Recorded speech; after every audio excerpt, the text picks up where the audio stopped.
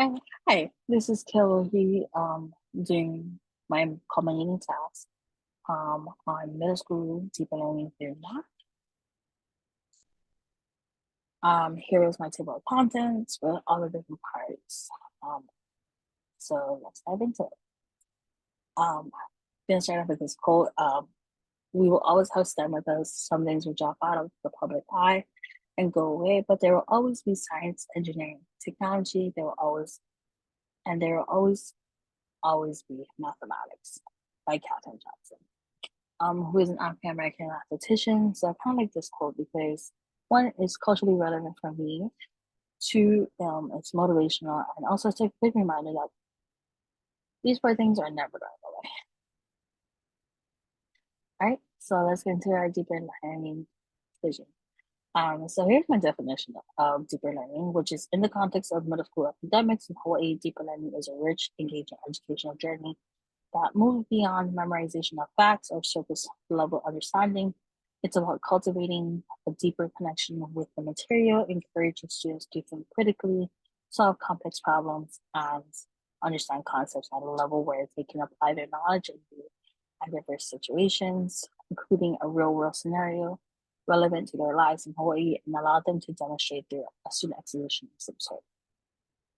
By focusing on deeper learning, middle school students in Hawaii can develop a strong foundation of knowledge and skills that are not only academically sound, but also culturally grounded and relevant to their lives, preparing them for success in high school, college, career, and as global citizens of the Hawaii. And so here are some of the context or foundationals, making sure that they're rooted in understanding, like into core ideas and principles connected to past and present with cultural context. They're able to critically think and problem solve. They are culturally relevant. They are collaborative learning. They are increasing in communication skills. They're self-directing learning themselves, applying real-world applications, and also demonstrate their knowledge through some kind of showcase or exhibition. And so my classroom right now is limited in so many spaces of deeper learning. When it comes to time, I don't really make the time and space for it. Unfortunately, when it comes to class, I just rush through the time. I don't really take time and capitalize it in a way that is more enriching for my students. When it comes to talent, I feel like I'm not the best talent for it.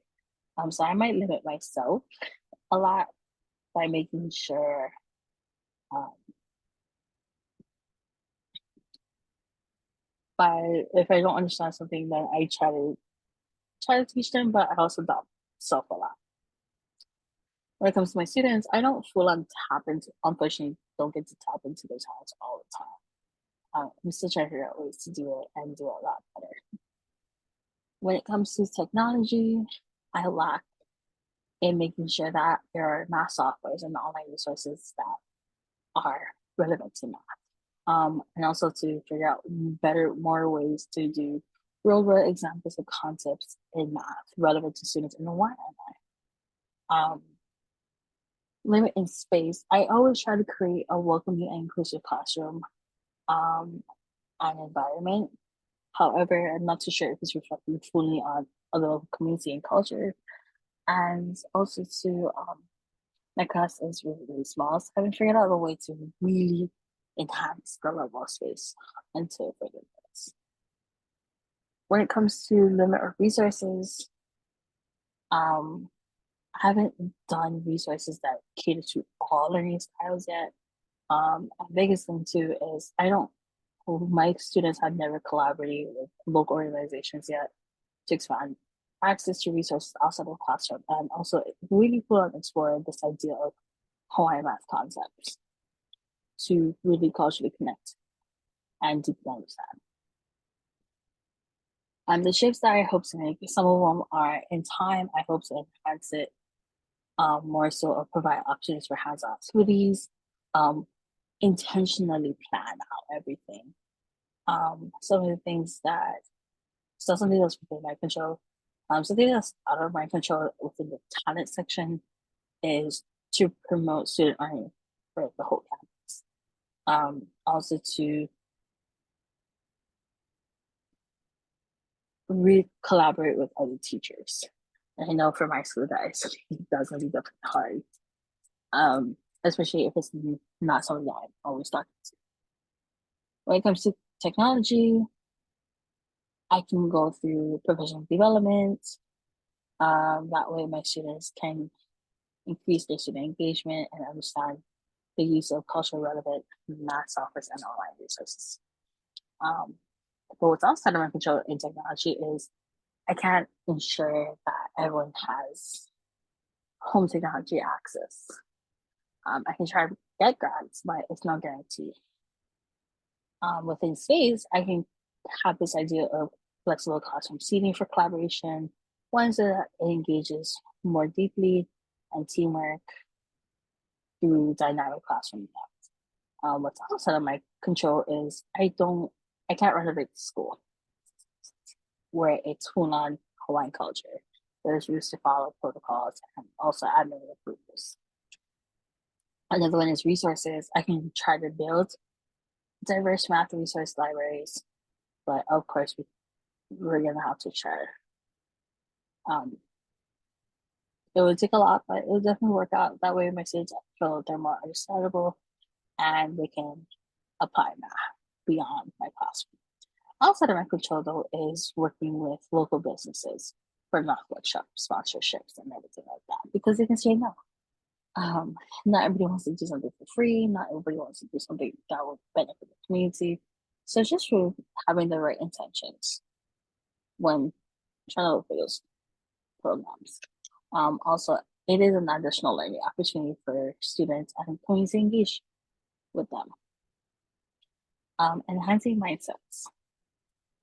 So one supportive mindset that I know for deeper learning is the growth mindset, emphasizing effort and growth over innate talent. So making sure that we're growing over some kind of talent, thinking that we don't need talent, to be honest. And also to having resilience and perseverance, being obstacles as opportunity to grow. So it's a time to grow when we have adversity. It's not to, um, Another one of enhancing mindsets is that when it comes to the educator, personalized learning, making sure that I do have individual needs for each student because I would like to help students see themselves as successful learners and also to cultivate curiosity, have them foster a love of learning and inquiry. The reason for this is because I would have the process over the product, value learning journey and mastery, where they get to full on learn, not worry about the end, because the end can come easily from anybody or a calculator and not but the whole skill level. Because once you have the skill level, you can literally do it by yourself. And also to when the time comes, it fosters this collaboration and promote teamwork, communication, and creativity. So when it comes to my unit, this is what I start with all the time. I check in on progress, see what part they're still struggling in, come up with goals and steps. The students choose what steps they want to take in order to be successful. And so these are the I can statements where before we start the unit, do you know any minutes? If not, okay, cool. And then we check in the middle and post. So I decided to take the route of if I was to rebuild the unit based on, again, transformation and angles, but more so taking the route of where my students can solve the issue on how to prevent wildfires and also to be more budget friendly, more so especially with the high pricing of Latinx itself. So the academic competencies that I'll focus on is understanding of what students will be able to understand of wildfire prevention strategies tailored to the Native Hawaiian communities, environment, and cultural practices. Also, another one is knowledge of looking for the knowledge of cost saving measures and financial management specific to local and Native Hawaiian community organizations. And also to application of geometric concepts and world scenarios related to wildfire prevention and cost management. So some of the performance tasks that students could possibly do is develop a wildfire prevention plan for Native Hawaiian communities, integrate traditional land engagement practices and modern fire safety techniques. Two, they could possibly create a budget that is cost managing it, plan for a local Hawaiian community organization, and while they're creating this budget cost management plan, they need to consider culture, values, sustainable practices. A third possible performance task that they could do is analyze congruence and similarity using physical models or geometry software to design evacuation routes for firework locations within the community. Another one is apply the angles, relationships formed by parallel lines and traversals to optimize resource and allocation in law prevention and cost management plans. I feel like with my students, they probably do 1, 2, or 3. 4 is a little difficult, but it is something I am excited to see if I used to do this. Affirmative and summative assessment is performative assessments. I would have their peer review of wildfire prevention plans. So like while they're building your plan, have peer reviews to discuss it. Also, too, another one is me discussing it with them, and also having budgeting exercise with feedback. That way, they understand how budget works. The summative assessment, though, it wouldn't be a test. It would be a presentation of either wildfire prevention or cost management plan, evaluation based on effectiveness and visibility to stakeholders of the school and local community. So they'll do a whole presentation to these stakeholders within the school and the community. That way, this is something real. And especially like when it comes to the budget, or especially when it comes to taking care of the community, these are something that could be tangible with our students. Some instructional moves and strategies and the global skills is one, I would do project-based learning. This is literally a project-based for majority of them, especially the ones that where they are gonna do presenting. Role-playing exercises, so that's something that we can build up. Also community engagement, like inviting our local our Hawaii Fire Department and other people, financial institutions, or Hawaiian culture experts to really get that insight to where we have these experts that will help these students, and the students collab more, and it's like this real world connections. The global skills that I hope to see is collaboration, communication, critical thinking, intercultural competence. Here is the rubric based on this. Based on collaboration, we're just gonna look at the high level, right? Students must actively collaborate with peers, listen to the different perspectives, contribute effectively to the group project.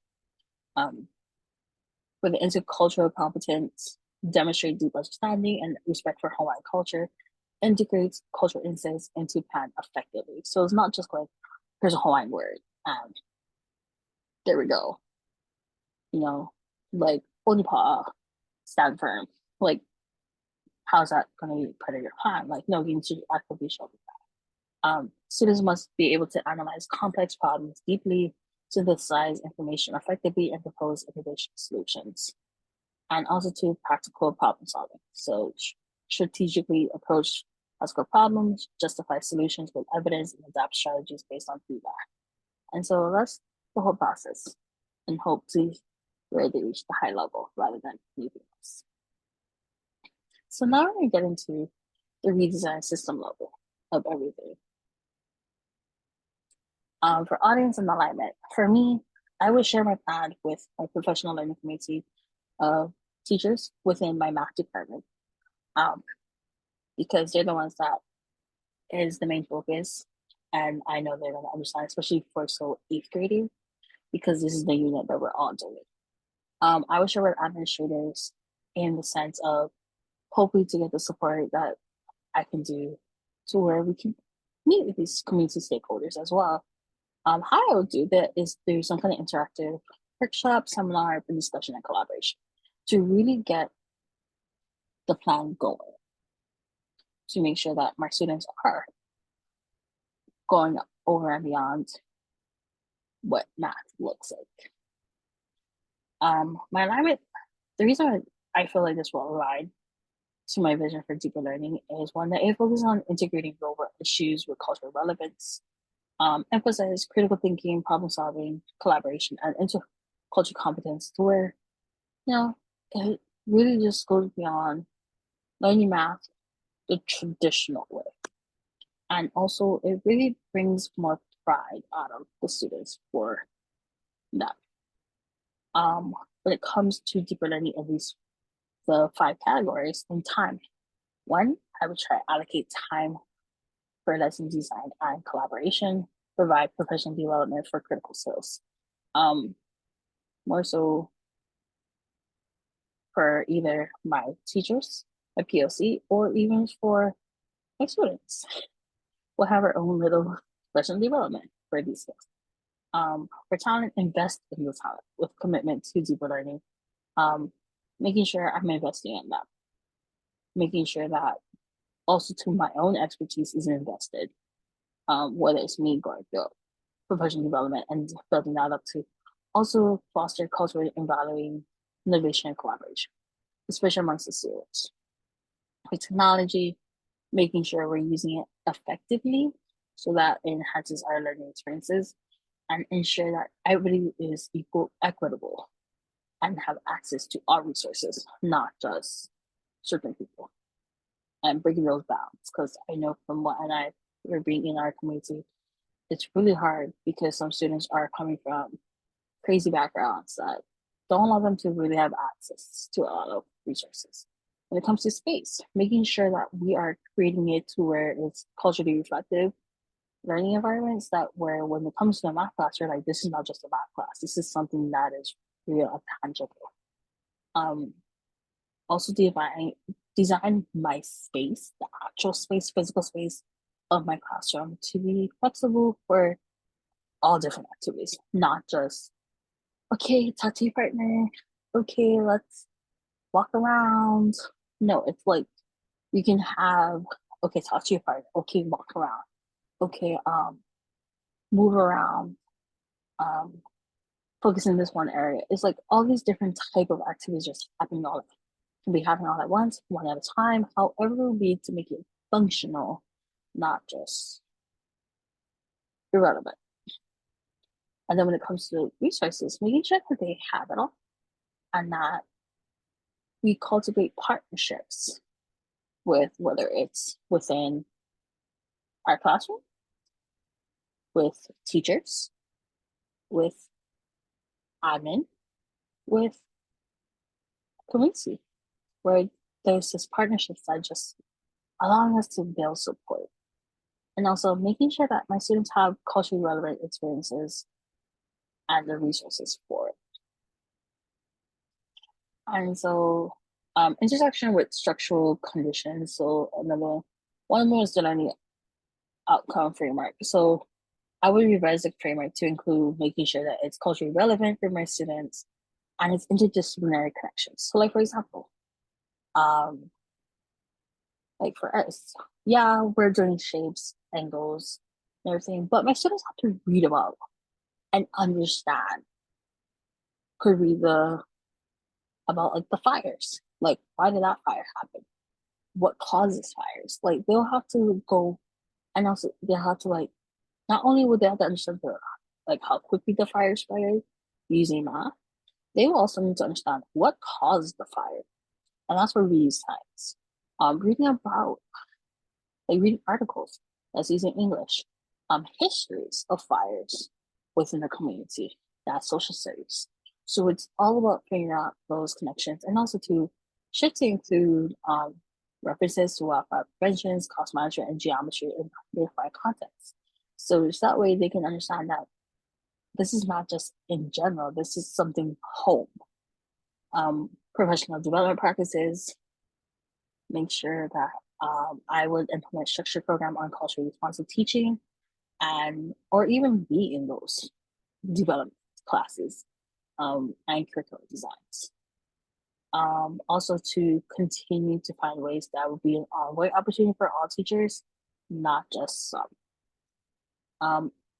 Having assessment and feedback system where I can revise assessments, align with deeper learning goals and cultural relevancy. Also implement the mix between formative and summative, especially when we're focusing on the real world applications and critical thinking skills.